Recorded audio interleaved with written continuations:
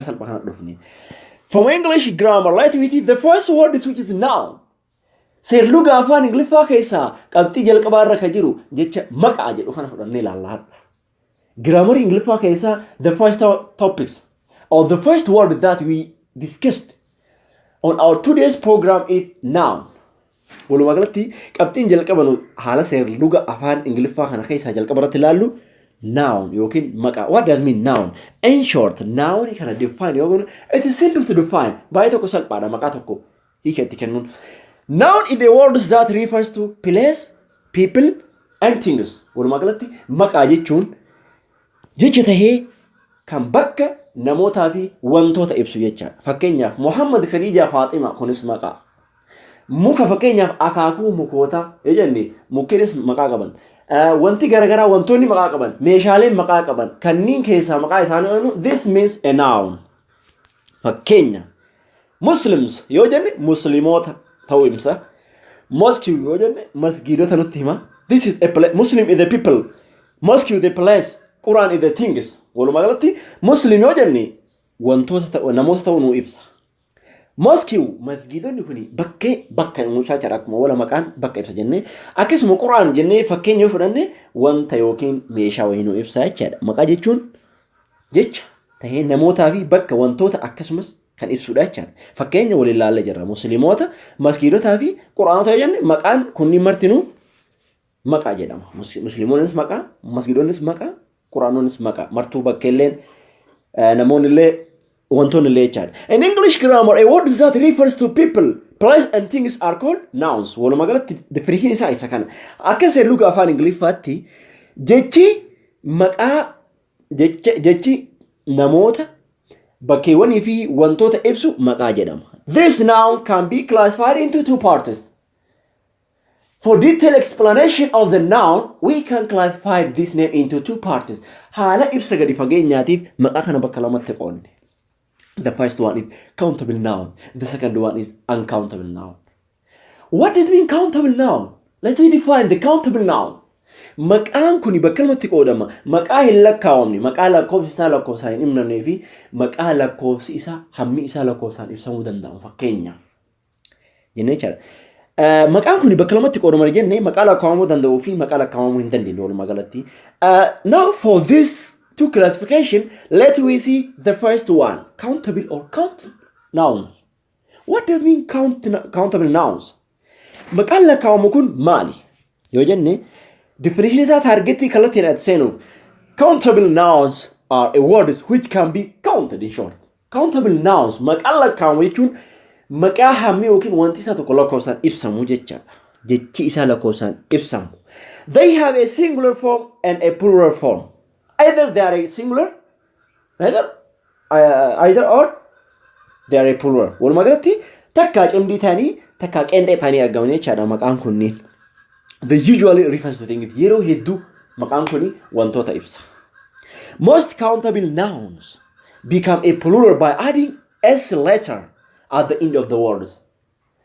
These countable nouns become a plural by adding the s letter to the root or the base of the words. Kana jechuun maqaan lakkaawamu kun jechaadha. Takkaawu bifa qeenxeetiin bifa pluraatiin kan jiru kun cimdiitiin bifa cimdii ta'uudhaaf akka seerluga afaan Ingiliffaatti yoo deebine qubee s dabalatee qubee saa jechaadha.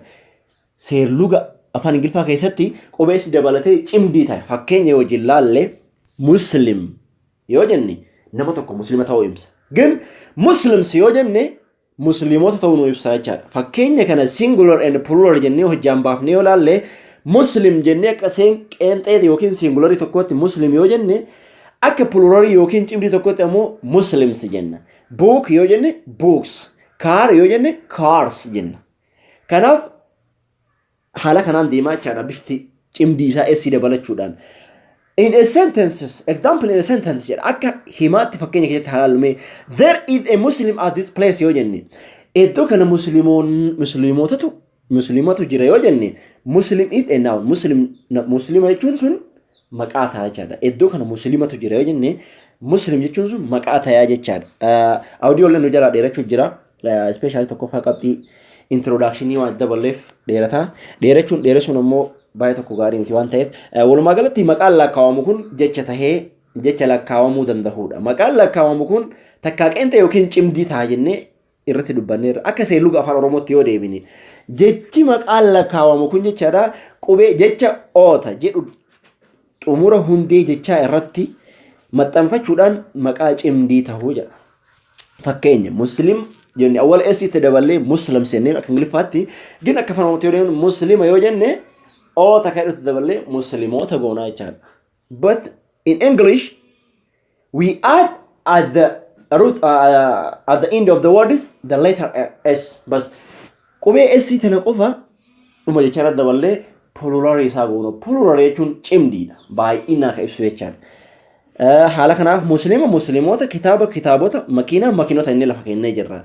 Fakkeenya hima keessatti yoo ilaalle bakka kana muslimoota hedduutu jira jennee wala singilfatti illee hiilee jirra. The Muslim at this place yoo jenne bakka kana muslimoota hedduutu jira jedhu kana keessatti hima kana keessatti maqaan muslimoota taha jechaadha. Muslimoota maaliif namoota ibsa waan ta'eef maqaan akkuma wala jenne takka namoota takka bakkawwanii fi takka wantoota garaagaraa ibsaa jechaadha.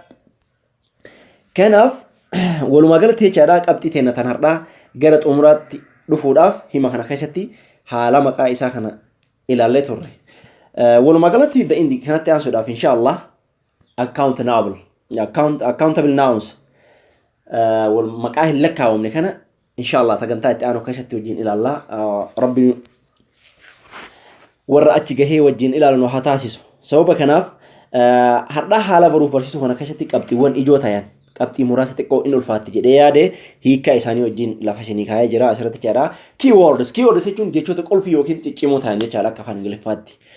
Kana keessaa afaan Ingiliffaatiin grammar yoo jenne grammar jechuun akka hiika afaan Oromootti yoo deemne seerluga jechaadha.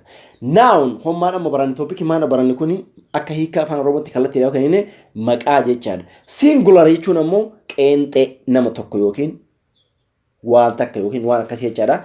Plural yoo jenne ammoo cimdii baay'ina wanta hedduu hojjaa cimdii jechuun walitti babaayatee takka yookaan lama sadii ol ka ta'e jechaadha. Mosque jechuun ammoo masgiida. Keywords yoo jenne jechoota ciccimoo ta'aa jechaadha. So for this, all my brothers and sisters, let me stop our teaching learning process on this. Inshallah, we will come back to on the next program with the help of Allah.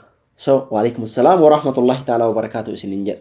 Isin marti keessanuu haalli baruuf barsiisuu kenna maal akka ta'e wanta tokko irraa fudhattanii bakka isinitti ulfaate akkasumas ammoo iddoowwan garagaraa haala barbaachisaa ta'e yaada garagaraa yoo qabaattan lakkoofsa asirra jiru kan wajjin naqunnamuu dandeettanii. So, every of you, excuse me. I would like to ask you a great excuse for my mistake that I made in a teaching and learning process of English grammar. Walumaa galatti jechaadha. Sababa kanaafi barakallahu fiikum wa alaikum assalam wa rahmatullahi ta'ala wa barakatuh.